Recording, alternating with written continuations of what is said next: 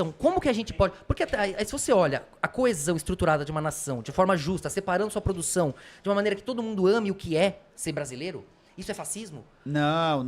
Como que a gente separa? Assim, desculpa a ignorância. Não, tudo bem. Pra gente entender. A questão, assim, são alguns pontos, né? Em primeiro lugar, essa ideia de nacionalidade, né, de investir nessa noção de Brasil, ela é importante porque ela nos ajuda a criar essa coesão e essa ideia de unidade. Ela é importante. Até a esquerda concorda. E isso, eu concordo com isso. Essa ideia de promover essa perspectiva, ela é importante. Mas ela é secundária no sentido de que quando a gente entende que o problema não é um problema nacional, não é um problema de nação, é um problema de quem controla o capital. Essa é a diferença. Mas não é só a coesão a forma da gente se libertar? Não, porque a classe trabalhadora, essa ideia do proletariado, quando a gente se entende enquanto classe, a gente também produz um sentimento de coesão. Também se produz um sentimento de coesão. Você olha para a história da União Soviética, o que existia ali era uma cultura dos trabalhadores. Era uma noção de que todas aquelas pessoas pertenciam à mesma unidade. Uma pátria de trabalhadores, uma nação de trabalhadores. E a estrutura hierárquica ficava como nesse sentido? Nesse caso, a produção ela era planificada. Então, a estrutura produtiva da União Soviética, ela não era, cada estado faz o que bem entender, cada um faz o que é melhor. Não. Você tinha assim, existe um Ministério da Economia, um Ministério da Produção, da Indústria, e cada região vai se especializar, vai buscar uma estrutura de produção que seja integrativamente boa. Então, por exemplo, a região da Armênia e da Geórgia, que eram dois países do Cáucaso, que eram duas repúblicas socialistas soviéticas, né? Porque a União Soviética não era só a Rússia. Sim. Era um monte de país, que era parte do Império Russo. E é isso que é interessante, só um detalhe. Inclusive a Rússia foi fundada na Ucrânia, né? Em Kiev. Começou ali. Inclusive, quem dá a Ucrânia para os ucranianos, quem cria a Ucrânia é o Lenin. Tá vendo? Quem cria o território ucraniano é o Lenin, porque ele vai falar pela autodeterminação dos povos. Então não é negar a nossa cultura, Sim. não é negar o fato de ser brasileiro, mas é não tomar isso como a rédea do processo. Mas qual outra não é opção? tomar a de se reconhecer como trabalhador, a de se reconhecer como 99% do território. Mas a partir do momento que o Que você mesmo disse. Sim, não, isso é lindo demais. Maravilha. Mas eu acho que na prática, como é que você faz para se reconhecer como trabalhador, se toda a estrutura de um trabalhador, ela é gerada de alguma forma por alguém que acaba virando um burguês, mesmo que seja aparentemente. Por exemplo, você teve uma ideia boa. Aí juntou um, juntou dois, juntou... Alguém teve a ideia. Como é que a gente separa essa pessoa que teve a ideia e prosperou? Aonde que bate no burguês? É que não existe uma pessoa que teve a ideia e prosperou. Isso não existe. Mas você disse naquele nível, né? Porque... Não, isso não existe de maneira assim. Quantos exemplos são? De pessoas Não, digo até nos mínimos, até eu mesmo aqui, nossas pouquinhas coisas. Não, tudo bem. Alguém cresce. Mas a questão é assim. Por exemplo, talvez não no nível mundial, assim, né? Claro, esse nível burguês que tá aí há séculos, família pra família, eu concordo. Mas existem casos que você, mesmo que seja pequeno, o mercadinho que você citou de exemplo. O mercadinho, o cara consegue 1, 2, 3, 4, o mercadinho faz uma rede. Beleza, que vai vir um gringo desses daí, vai comprar tudo, ou boicotar ele, até não vale nada, e comprar uma bicharia. Entendeu? Mas em algum momento, alguém que consegue em algum ponto ter uma sua empresinha, como eu conheço algumas, aí o cara fabrica peça de carro, exporta. Então olha ali, olhando... Mas a questão é, por que alguém abre um mercado? Por que alguém decide se tornar um empresário? Por que alguém decide abrir uma empresa e trabalhar empresário no Brasil, né? Sim. E tem muitos comunistas de internet que não gostam de quando eu falo disso. O pequeno empresário no Brasil trabalha muito.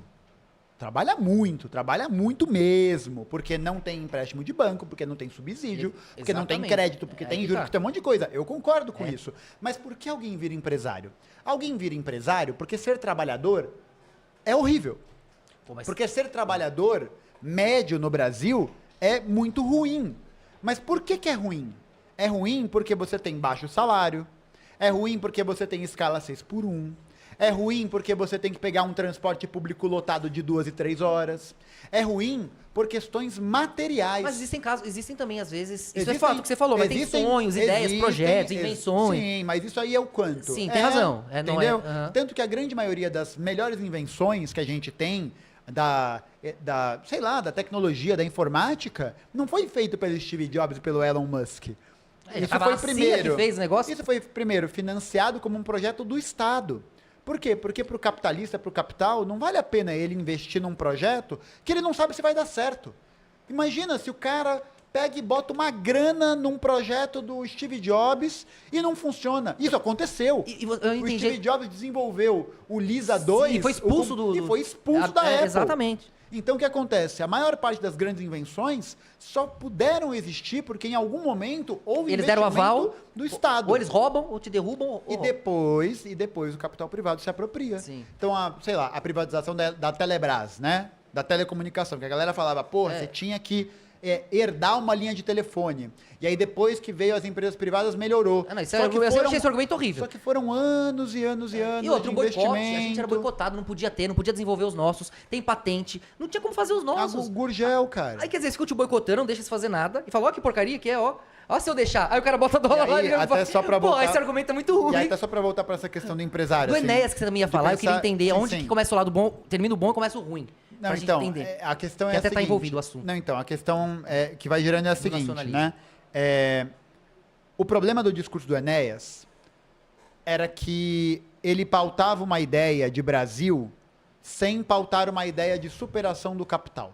É aí que você separa o nacionalismo do fascismo? Onde termina o nacionalismo, começa o fascismo. Ele tinha um discurso fascista, não porque eu achava ele ruim, mas porque ele defendia uma ideia de nação que era uma ideia chauvinista. Era uma ideia contrária a outras nações. Sim, que acaba sendo perigoso. Era um discurso nacionalista violento. Sim, no sentido mundial acaba sendo Isso. um perigo, como foi tantas Que vezes. é o Trump. Sim. O Trump é isso. Sim, concordo. O Trump é isso. Concordo. E ele ia pelo mesmo caminho. Poderia ser bom por algum tempo pra nós, mas o fim acaba sendo drástico. Mas no final das contas, acabava sendo um intensidade. projeto. Na verdade, acabava sendo um projeto que não golpeava no verdadeiro calcanhar de Aquiles. Que não via realmente qual era o problema. E o problema. Mas ele falava dos burgueses, dos tentáculos.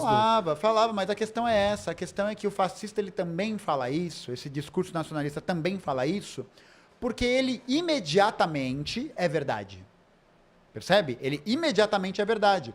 Mas quando você aprofunda esse conteúdo, quando você vai analisar a economia material de um lugar, esse discurso cai por terra. Por quê?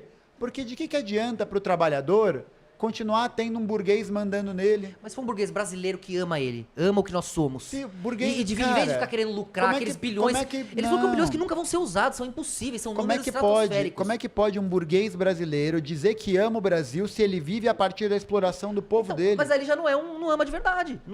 Porque eu acho assim, se ele se desenvolve, ele não vai dar bons empregos, bons salários, criar iniciativas que vão expandir. Mas isso nunca vai acontecer. Pô, mas não, você não pode falar uma coisa dessa. Isso muito nunca triste. vai acontecer. Que pessimismo. Não, é o contrário. Por quê? É o contrário. Você não faria isso? Se você se desenvolve uma empresa, se desenvolve uma ideia, você não gostaria de ter parceiros brasileiros, pessoas com talento, desenvolvendo uma coisa que fosse admirada? Com certeza, mas para que isso pudesse ser possível de acontecer, eu primeiro precisaria ter capital, que eu não tenho. Eu precisaria ter estrutura, apoio do Estado, que eu não tenho. Eu precisaria de investimento de subsídios, que eu não tenho.